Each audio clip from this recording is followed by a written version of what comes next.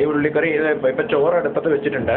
ചോറ് ആകുന്നതിനൊപ്പം തന്നെ ഉള്ളിക്കറിയും ആകണം എന്നാണ് കണക്ക്. ഇത് ഏകദേശം ഒരു പാകമായതിന് ശേഷം നമ്മൾ ഇങ്ങനെ കട ശബ്ദം കേൾക്കും. ആ സമയം നമ്മൾ എന്ത് ചെയ്യണമെന്ന് ചോദിച്ചാൽ, നമ്മൾ വെച്ചിരിക്കുന്ന ഉള്ളിയുണ്ട്, അത് മെല്ലെ പോയി എടുക്കുക. ആ ഉള്ളി ഞാൻ വെച്ചിരിക്കുന്നത് ഇവിടെ ഒരു പാത്രത്തിലാണ്. ആ പാത്രത്തിൽ നിന്നും ഇങ്ങനെ ഉള്ളി എടുത്തതിന് ശേഷം മെല്ലെ നടക്കുക. മെല്ലെ നടന്ന് ചെന്നതിന് ശേഷം നമ്മുടെ കയ്യിലിരിക്കുന്ന ക്യാമറ, അതായത് നമ്മളിത് ഷൂട്ട് ചെയ്തുകൊണ്ടിരിക്കുകയാണല്ലോ, അത് ഒരു സൈഡിൽ വയ്ക്കുക. അപ്പം അത് കാണാവുന്ന പാകത്തിൽ ഒരു സൈഡിൽ എവിടെയെങ്കിലും വെക്കുക. ഒരു സ്ഥലം കിട്ടുന്നില്ലെങ്കിൽ കയ്യിൽ തന്നെ പിടിക്കേണ്ടി വരും. നമ്മൾ ഇങ്ങനെ ഒരു സ്ഥലത്ത് വെക്കുകയാണ്. ഇപ്പം കാണുകയും ചെയ്യാം നമ്മൾ എന്താണ് ചെയ്യുന്നത്, എന്താണ് നമ്മൾ ചെയ്തുകൊണ്ടിരിക്കുന്നത് എന്ന് കാണാൻ പറ്റിയ ഒരു ഏരിയ ഇതാണ്. അപ്പം ഞാനത് സെറ്റ് ചെയ്തുകൊണ്ടിരിക്കുകയാണ്. ഇത് ഏകദേശം ഒരു ഏരിയ ആണ്. ഇനിയിപ്പോൾ മൊബൈൽ താഴെ ഇവിടെ നേരെ വെള്ളത്തിലോട്ടായിരിക്കും വീഴുന്നത്.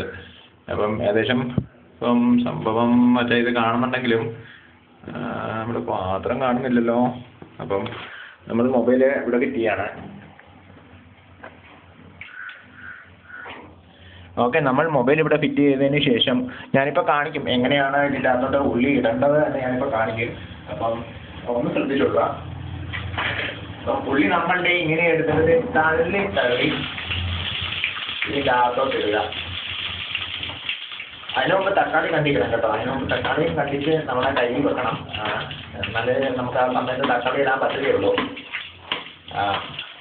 നമ്മൾ ഇളക്കുക, വിശദമായിട്ട് അങ്ങോട്ട് ഇളക്കണം. അതായത് നമ്മളിപ്പോൾ ഇത് ഉള്ളി ഇട്ട് കഴിഞ്ഞ് കഴിഞ്ഞാൽ നമ്മൾ ശരിക്കും അങ്ങോട്ട് ഇളക്കണം.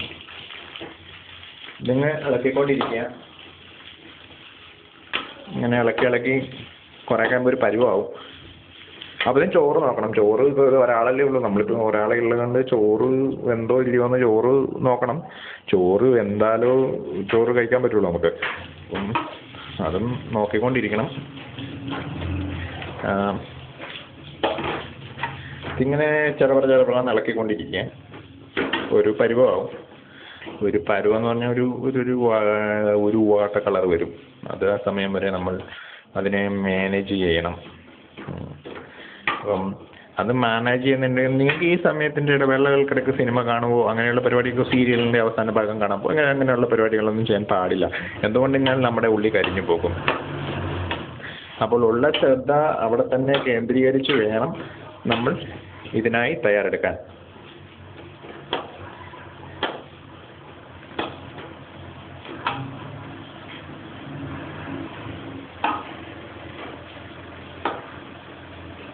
അതിൻ്റെ ഇടയ്ക്ക് ആര് വന്ന് വിളിച്ചാലും പോകാൻ പാടില്ല. എന്ന് വെച്ചാൽ 1 മിനിറ്റ് മതി ഈ ഉള്ളി ഇതാകാൻ വേണ്ടിയിട്ട്, തീ വാടിപ്പോനെ. അപ്പം ഇതിൻ്റെ ഇടയ്ക്ക് ഞാൻ ഒരു കാര്യം പറയാൻ മതി. ആദ്യം പാത്രത്തിലോട്ട് എണ്ണ ഒഴിക്കുക, അതിനകത്ത് കുറച്ച് കടുക് ഇടുക, കുറച്ച് കരിവേപ്പിലയും കുറച്ച് മുളകും അതിൻ്റെ അകത്തോട്ട് ഇടുക.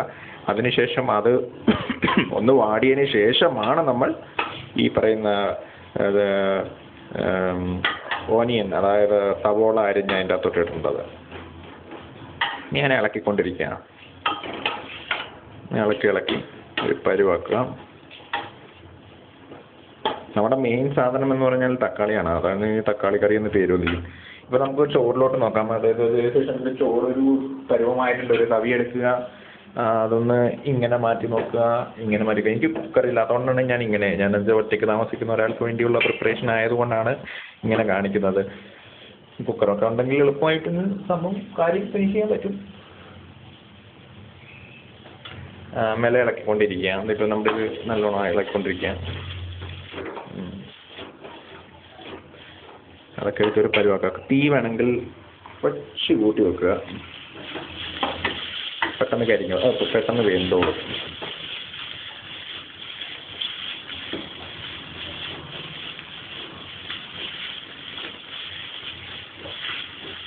ഇത് വാടിയ നേരം നമുക്ക് കാണാൻ പറ്റും.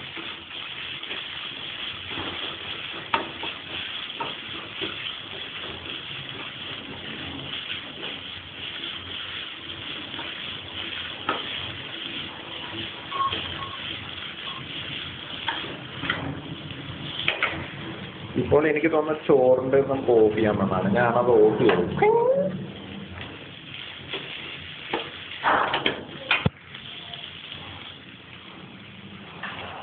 ഈ പറയുന്നതിൻ്റെ അകത്തോട്ട് നമ്മൾ തക്കാളി ഇടുകയാണ്.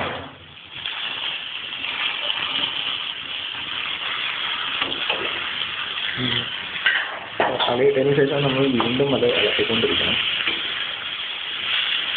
ഇത് ഇളക്കി കഴിഞ്ഞ് കുറച്ച് കഴിഞ്ഞ് ഉപ്പ് ഇട്ട് വെള്ളം ഒഴിച്ച് തിളച്ച് കഴിഞ്ഞാൽ നമ്മുടെ തക്കാളി കറി റെഡി.